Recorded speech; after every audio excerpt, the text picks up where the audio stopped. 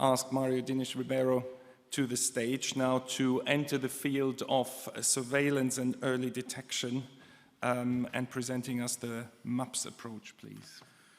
Well, good morning. I was sharing with my friends just next to me that I will be starting my lecture when I was supposed to finish, so give me just a couple of minutes, okay? So my name is Mário Dinis Ribeiro. I work in Porto, and it's a pleasure to be here, and thank you, Marcis, to organizing this for us. I think this will work, yeah. So this is the summary of my talk. I will, of course, put these guidelines within the context that they deserve. This is a picture of the first guideline the meeting that was already, took place already 12 years ago, and the second edition a couple of years ago, and now we are going for the MAPS 3. And I will try to go through my lecture navigating throughout these topics so that we conclude with a perspective for the upcoming 2 years. This is the cascade. Of course, to this audience, I don't need to present it. Nevertheless, it's somehow different from usually it's presented. As you can see, there is somehow also some idea of extension of changes that will be reflected in the guidelines. 12 years ago, this was the context, and this is still the context. Precancerous conditions it's a common finding. So we may argue if we will be surveilling or caring about something that may be in the range of normality. Data from the Netherlands show that regardless of several supporting data suggesting the carcinogenesis cascade that I just presented, and also the risk of gastric cancer, most patients or most individuals were not surveilled. We don't know if this changed. This would be a nice thing to be assessed, but nevertheless, it was a frequent condition. There was a heterogeneity of praxis, and there was controversy about cost effectiveness of surveillance. So this was, in principle, the same algorithm. This is from MAPS 2, but this was also presented, and I will go through these topics through my lecture, and then we can discuss some of the things that eventually I didn't clarify. It was a very nice achievement that after MAPS has been published, other initiatives also concerning the quality of upper GI endoscopy included as a minor quality parameter the fact that beyond, for instance, taking care of parrots, also you should include the MAPS guidelines within your quality parameters during a gastroscopy. Of course, and then, of course, this is the first thing we should take care is, before anything else, try to do the high quality endoscopy. And even yesterday we were discussing how can we do it without sedation. There is data suggesting that patients, if they are more comfortable, they will tolerate better what we are doing. And the detection rate, that's the main purpose of doing an endoscopy, and this is also discussed within TOGAS, should probably be increased if we take enough time, if we insufflate, and if we clean. I think in the audience, I don't know how many of you do endoscopy on a daily life.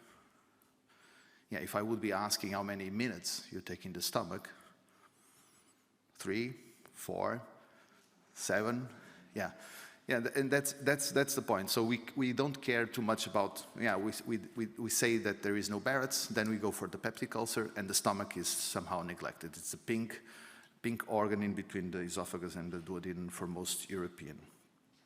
This is the main thing to achieve when we do an endoscopy, is to detect an early lesion, okay? And unfortunately, we still face up to 10% of missing rate, and this has been confirmed in several systematic reviews. Concurrent with the guidelines, MAPS 1 and 2, other guidelines for suggesting the management of these lesions were published, and for MAPS 3, we will include also the management of these lesions within this topic. It has been shown, hopefully the video will run. I'm not sure. Can you run the video, please? Can you just touch? Yeah, just for this audience, because I don't know how many of you saw something that we do on a daily life, but nevertheless, it has been shown by several groups that this was effective. So if we detect the lesions, we can easily, or with adequate train, treat the lesions, remove the lesions, and from a patient's perspective, it has been shown that patients prefer, even though during the first months there is some anxiety about having a new lesion, then that anxiety disappears during the years, and when compared with surgery, patients prefer this. So I think for endoscopists this is very common, but just for 1 minute more, if I have time. So we are just removing the lesion, so making a circumferential incision.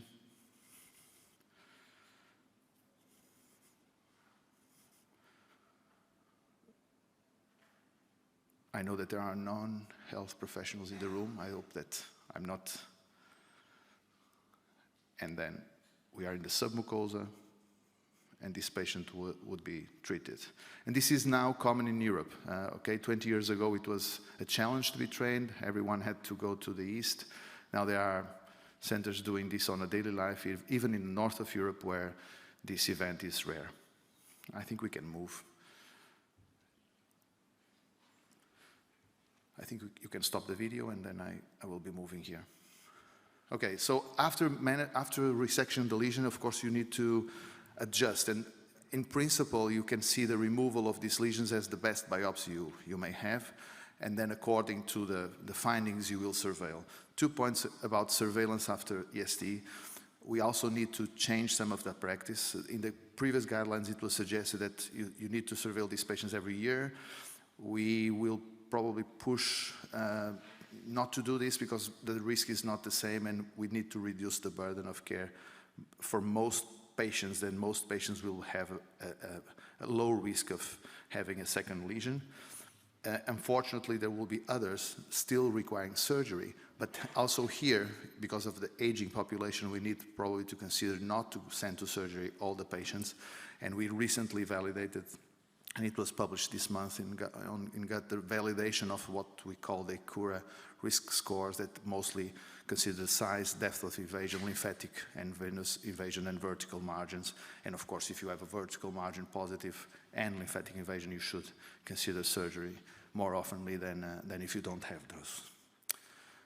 Okay, so we detect the lesion, we can remove the lesion, we may or may not surveil, we may or may not send the patient to surgery. And this has been, let's say, has had an impact already in Europe, with an increase in the survival rate, even though it's still dismal.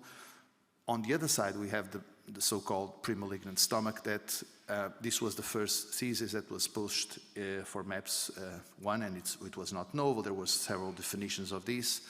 And the first thing is how to detect that with endoscopy. Conventionally, we were all taught that the conventional modes for endoscopy couldn't detect this kind of changes, even though in the East, with the ancillary techniques, it was possible to detect.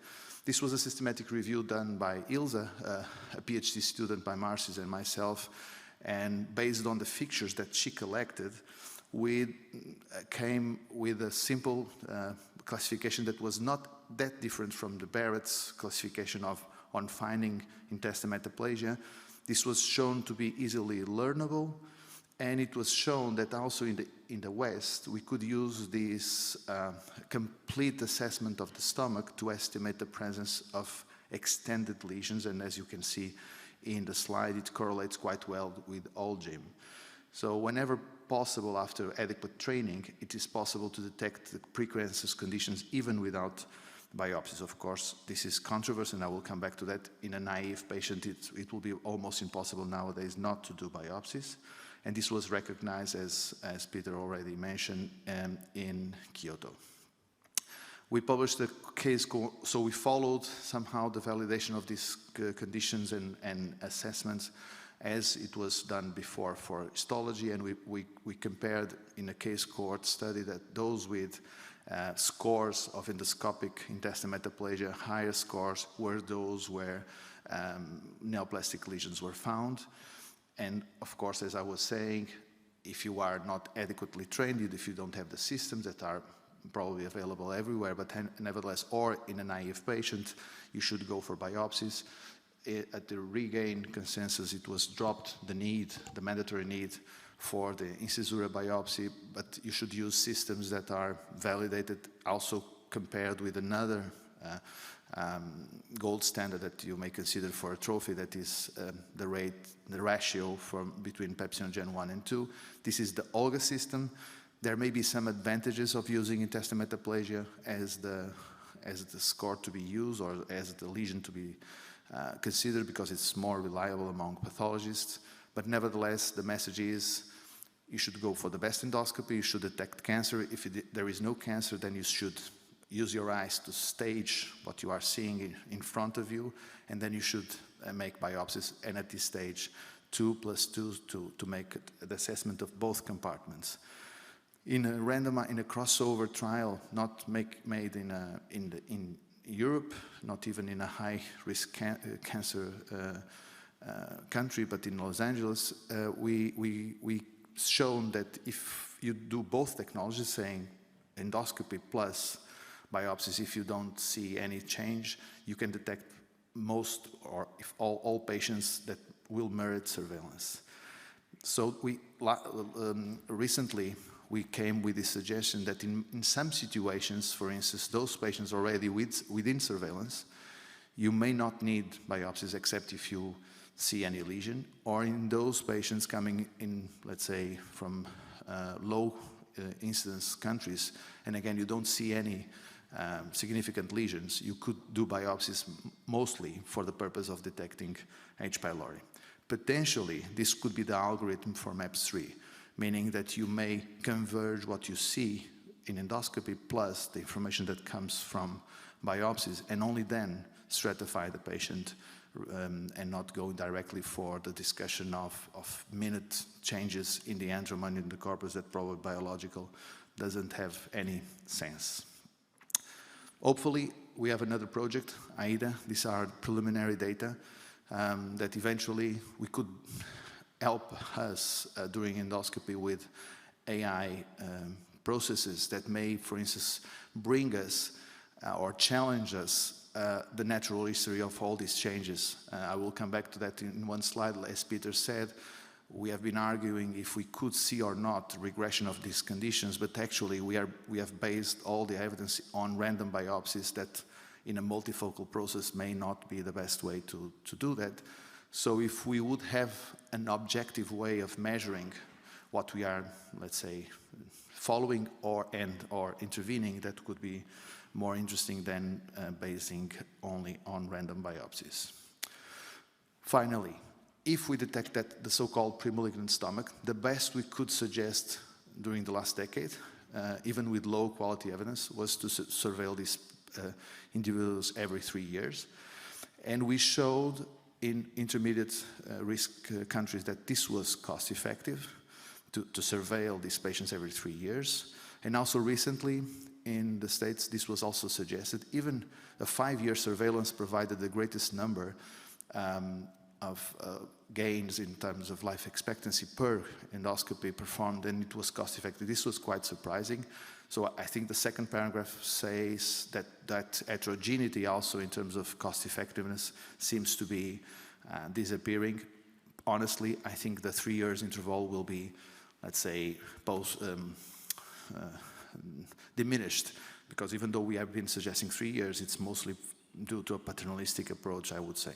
But anyhow, interestingly, the group from IRIS suggested something that only some of us were supporting, that irrespective of the country where you live, once you develop a lesion, intestinal metaplasia for instance, the risk of developing cancer is the same. And this is important, and we are about to summarize this in a way that irrespective of the guidelines that you follow, you will see that if you don't have an extensive lesion, you should not surveil these patients. If you have an extensive lesion, you should surveil these patients. So I think this is an important message also for you, that it's not because you are Portuguese or Dutch. Once you have this phenotype at risk, probably you have the same risk of cancer.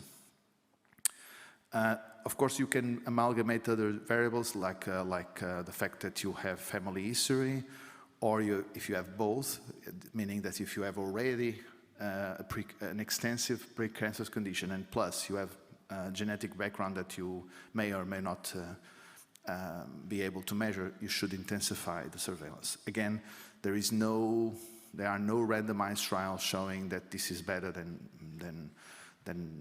anything else. There is a trial called Supreme ongoing. We hope to have results in 5 to 10 years. I think one important message also to this community is that most of the patients that we find, that we deal with in our daily life, they only have intestinal metaplasia in a single location. And for this, the message is they should not be surveilled, because it will bring a burden that is not negligible. Of course, you should eradicate H. pylori, and I will not address that. So what we can say at this stage is that, again, and just in brief, for all these patients, we need to come with the best endoscopy. Probably should be trained using the recent, easily available ways of assessing the stomach as a whole. H. pylori eradication should be done, of course, if it is positive. If there is dysplasia and it's visible, you should go for EST.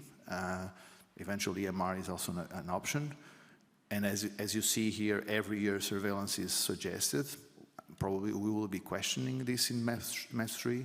And on the other side, if you don't have a lesion, most of the patients should not go for surveillance, and only a subset of those at a high risk should be surveilled. 3 years is the suggested interval. Probably it will not be changed because we don't have evidence, but I imagine that in 10 years, 15 years, it will happen the same as for adenomas and Barrett's. The more we know, the less we will do. And this is what we expect during the next months, is to gather the group. It's a nice guideline because it merges forces between endoscopists, Helicobacter and microbiota study group, and the pathologists. And it was already approved by the boards, the names that will help us. And we will have some new chapters that were somehow missed by the community. For instance, how can we manage a patient with extensive intestinal metaplasia and within an hereditary syndrome, or how to implement this on the daily life, that this is also missing, or for instance, what is the patient's perspective regarding this topic. And hopefully it will be published early 2025. Thank you. Well, you finished 15 minutes late. Yes. Thank you very much, Mario, for bringing us also up to scratch now with the endoscopic armament we have for early detection and then treatment of the lesion. So that's a very important perspective.